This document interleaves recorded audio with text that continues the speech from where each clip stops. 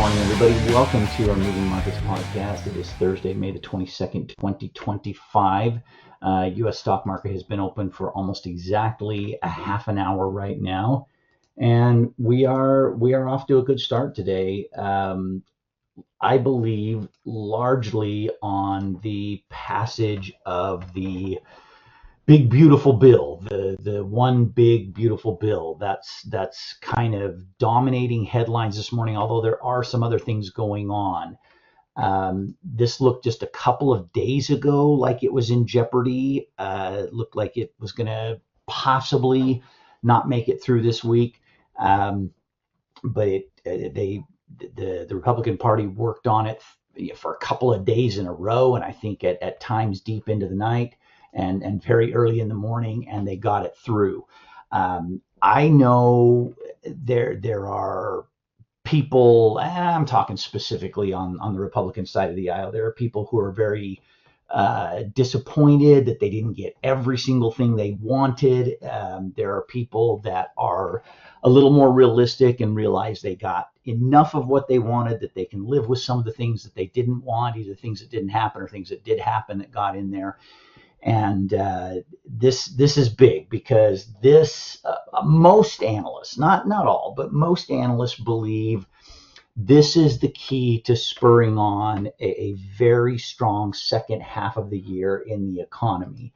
We've had a very wobbly first half of the year. The year started out looking pretty good. I mean, this is basically right there would be the first of the year. Year started out looking pretty good. We started moving up, got to new all-time highs, and then we took a major hit, and now we've had a pretty substantial recovery, at least back to where we were, right there around the first of the year. Not up to the all-time highs again, but up there to where we were the first of the year.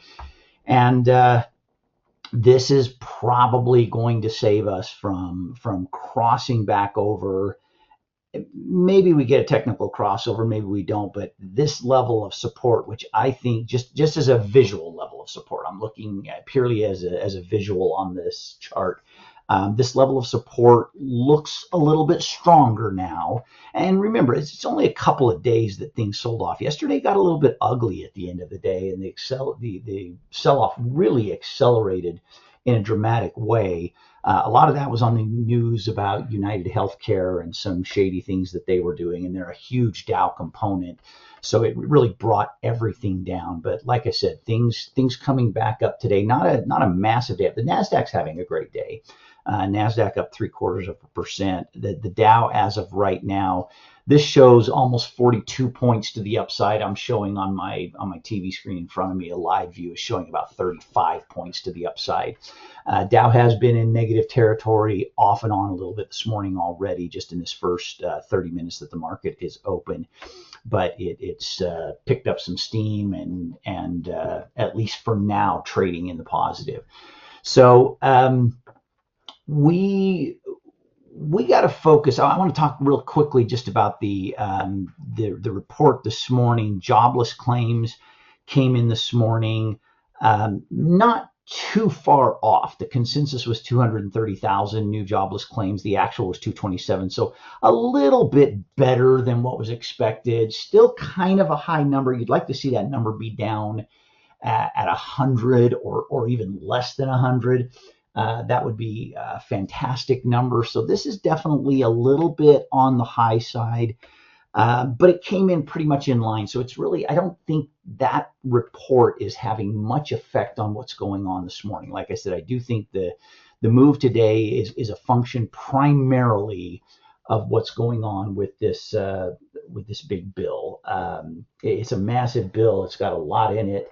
But the biggest thing that this bill has in it that is going to be a direct impact and a direct effect on the economy is extending or making permanent. I don't remember which they settled on. They're trying to make permanent the tax cuts that Trump put in his first term.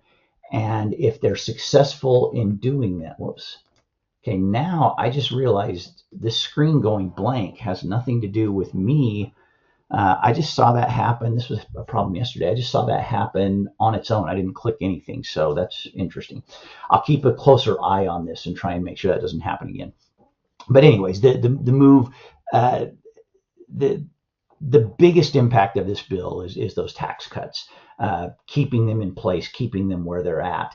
That's massive, because if those tax cuts were to go away at the end of this year, people are referring to that as being the biggest tax cut in the history, or the biggest tax increase in the history of this company. It's kind of interesting the way the CBOE, the CBO, the Congressional Budget Office, scores this thing.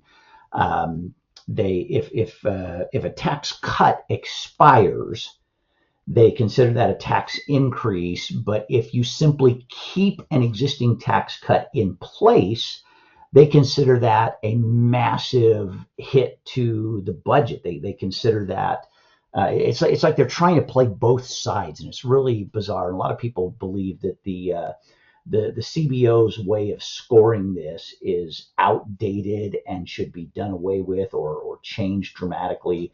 I'm not sure which it is, but it's definitely a weird.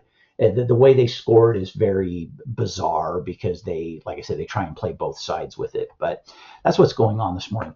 Let's talk about our open trades. I've had a really difficult time getting my spreadsheet to refresh this morning. There's some issue with the company that I use to create these formulas.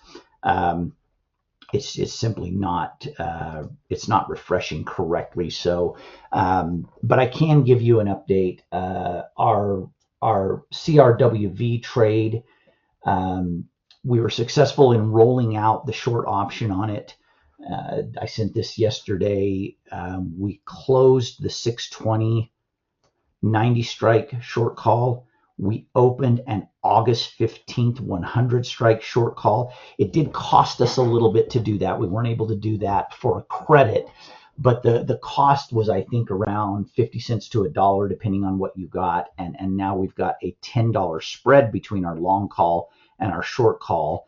And we've brought the cost basis of the trade, stayed pretty close to the same. It changed a little bit. But we're already profitable in the trade, and I think we'll probably end up adding to that today. So that is in really good shape. AMD up a little bit today. Johnson & Johnson down, and I don't like how much it's down. And it's, once again, I'm so frustrated with the fact that this company it gets momentum for a couple of days, and then it just can't make a breakover on this 5 and 20-day moving average. This 5-day moving average, every time it looks like it's going to cross over the other direction, it just can't get the momentum to do it. And the MACD is just about flatlining. I mean, it's just, those are about as parallel, or as close to parallel as you can possibly get. The RSI, kind of the same story as the 5 and 20-day moving average for better part of a month now. It's tried multiple times to make a good solid crossover there. It gets right up there and backs down. So Johnson & Johnson giving us a little bit of grief this morning. The stock price is still trading high enough that if we don't give up any more today, or if we get any little bit back today, or any little bit of movement up today or tomorrow, we'll be able to trade the close close the trade and have it be in much better position than it was just a week ago. But we got to watch that one closely. Walmart up a little bit today, actually down a little bit. It was up, and now it's just a fraction, not even, barely 2 pennies to the downside. But we're in good shape on the Walmart trade. Like I said, I mentioned AMD is up a little bit today, and then Palantir and Nvidia both having moves to the upside. They're both pretty dramatically improving our trades. On the triple play front, we've got two really good things going on, and one thing going on not so good. So we've got snow reported last night. They are way up. They're up almost 10%. Our trade in snow has gone, and again, this won't refresh either. I've got to figure out what's going on with market data. But this won't refresh and come up to date, but we are up on our SNOW trade, up, I think, about 5-6% right now, and climbing steadily, and trading way above the strike price of our short call. Anything above the strike price of our short call at the end of the day tomorrow, and we make our maximum possible profit. So I've got limit orders in place to close that one. PANW looked really, really good yesterday. It looked good, and there my my screen just stopped again. I don't know what's causing this, but um, PA&W was looking great yesterday, and all of a sudden today it's up $5.50 a share. I think that will reverse and go back down. If you look at the chart for PA&W, Palo Alto Networks, I think it's just a little bit of a dead cat bounce. That was a big drop yesterday. It was on a huge amount of volume. I think this is a little bit of a dead cat bounce today. I think we'll get back under 185 and stay under 185 before the close tomorrow. But we got to watch it closely.